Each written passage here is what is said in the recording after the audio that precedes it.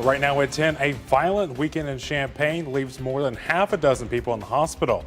How the mayor is reacting. Also tonight, community leaders in Rantoul are working to end gun violence in the village. More on the community discussion.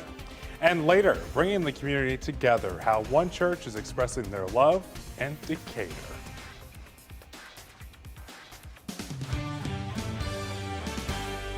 Good evening. Thanks for being with us here tonight at 10. I'm Jacob Gordon. New tonight, making an effort to end gun violence in the community. After several shootings in Rantoul this week, community leaders gathered for a discussion tonight to see what needs to be done. WAND's Deja Clayton has more.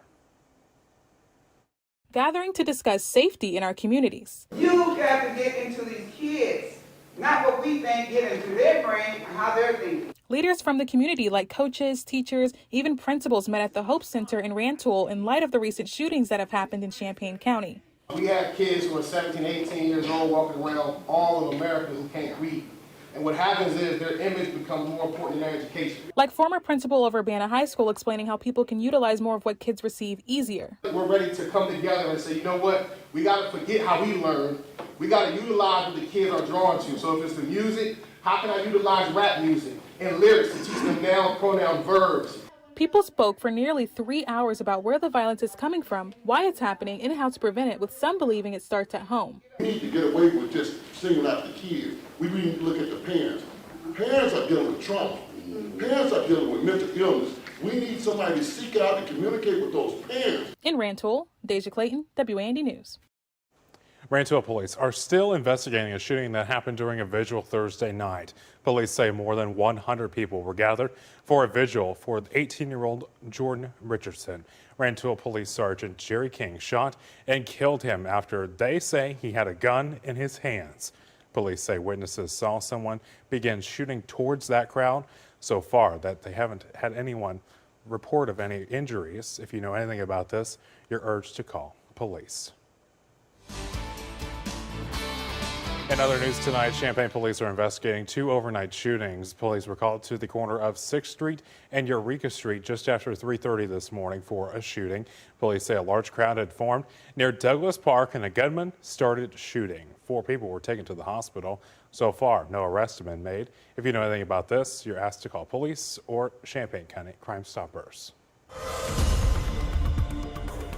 We have new details tonight at 10. 2 men have been arrested after an early morning stabbing in Champaign. Police called to the 100 block of South Neal Street just before 1:30 this morning. A 21-year-old woman had been shot in the arm and a 21-year-old man had been stabbed in the back.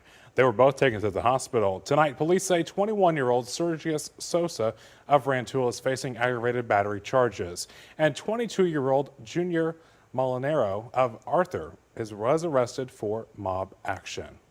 Now, in response to those incidents, Champaign Mayor Deb Feinen released a statement. She says, in part, the city remains committed to keeping our community safe. And I want to thank the law enforcement and the partners in the community gun violence reduction blueprint who work to make the city a better and safer place.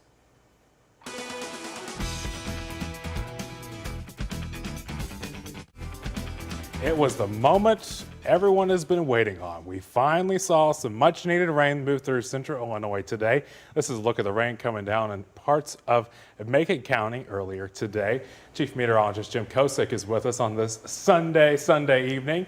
Jim, it was kind of feast or famine out there for the rain in parts of our area. Yeah, sure was. And we'll take a look at the rainfall amounts coming up in just a little bit. But at least for this one, we're trading one variable in for another. The rain gone, but we're trading that in for the cool weather. Even though the clouds are hanging tough for the time being, temperatures, at least a good 8 to 10, 12, 20 degrees colder than this time yesterday. If you were out and about last evening, reveling in the weekend, you definitely knew it. I mean, it wasn't even jacket weather at this time yesterday. Now it is. Feels like temperatures mostly in the 50s outside. But while I am tracking another dose of thunderstorm activity, it's not coming anywhere close to us over the next 48 hours. I'll tell you when that's ahead and when things are going to get more summer-like in just a little bit, Jacob.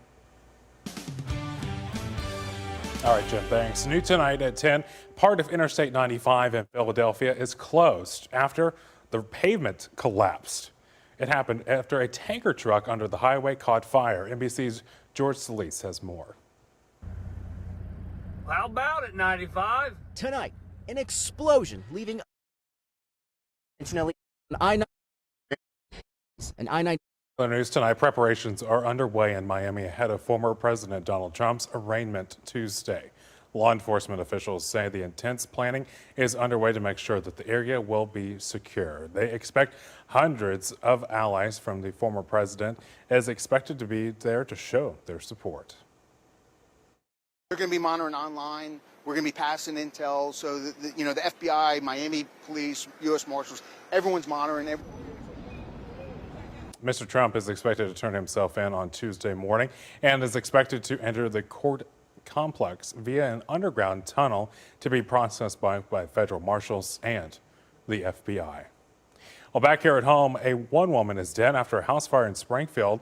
It happened in the 1800 block of Truman Road. The Sangamon County coroner says 67-year-old Cheryl Feltwalk died shortly after she arrived at the hospital this morning. An autopsy is scheduled for tomorrow.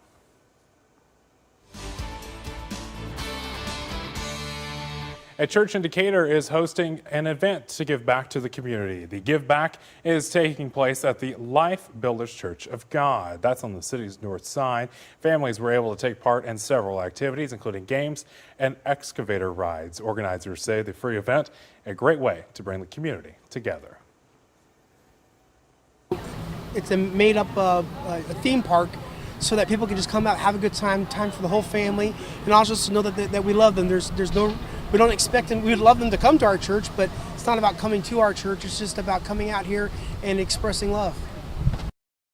Now, the event wrapped up around 6 o'clock tonight. Organizers hope to hold another one in the future. New tonight at 10, the Village of Atwood has kicked off their 150th celebration. Dozens gathered at the Atwood Park this afternoon. There was plenty of displays of memories and, of course, live music. Organizers say the celebration will continue during the Village's Apple Fest in August. Well, still ahead here at 10, the Macon County Fair has come to an end. We'll take you to the action from the final night. Also tonight, the spring season for high school sports has also come to an end. Athena has the recaps of the biggest moments from the season. That's coming up later in sports. Stay with us.